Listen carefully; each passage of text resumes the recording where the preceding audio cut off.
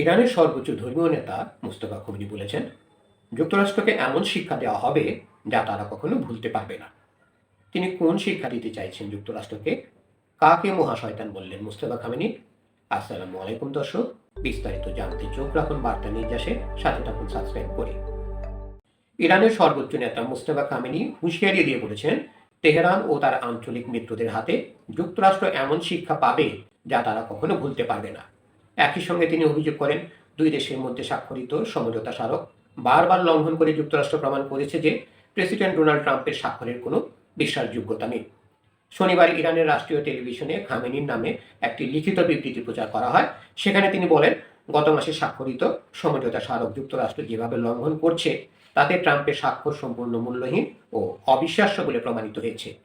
বিবৃতিতে আরও বলা হয়, চুক্তির ক্ষেত্রে মহাশয়তান বারবার অঙ্গীকার ভঙ্গ করে আবারও প্রমাণ করেছে যে যুক্তরাষ্ট্রের প্রেসিডেন্টের স্বাক্ষরের কোনো মূল্য নেই। জুলুম, আধিপত্যবাদ ও বর্বরতা যুক্তরাষ্ট্রের নীতির অবিচ্ছেদ্য অংশ। খামেনি আরও বলেন, মার্কিন শত্রু যখন যুদ্ধ আরও উস্কে দেওয়ার চেষ্টা করছে এবং বড় মূল্য ও অপমানের মুখোমুখি হতে যাচ্ছে, তখন তাদের জানা উচিত প্রিয় ইরানি জাতি ও প্রতিরোধ ফ্রন্ট তাদের জন্য এমন শিক্ষা প্রস্তুত রেখেছে যা তারা কখনো ভুলতে পারবে না। এদিকে চলতি সপ্তাহে যুক্তরাষ্ট্র ইরানের বিরুদ্ধে সামরিক অভিযান আরও জোরদার করেছে। ইরানের অভিযোগ, মার্কিন হামলায় সেতু, রেলপথ, সমুদ্রের পানি বিশুদ্ধকরণ কেন্দ্র সহ বিভিন্ন বেসামরিক অবকাঠামো লক্ষ্যবস্তু হয়েছে। জবাবে বাহরাইন, কুয়েত ও কাতার সহ উপসাগরীয় অঞ্চলে মার্কিন সামরিক স্থাপনা লক্ষ্য করে হামলা চালানোর কথা নিশ্চিত করেছে তেহরান। এছাড়া ভারত মহাসাগরের উত্তরে অবস্থানরত একটি মার্কিন জাহাজে হামলার দাবিও করেছে তারা। কুয়েতের কর্তৃপক্ষ জানিয়েছে, ইরানের হামলায় দেশটির একটি বিদ্যুৎ কেন্দ্র ও একটি পানি বিশুদ্ধকরণ কেন্দ্র ক্ষতিগ্রস্ত হয়েছে।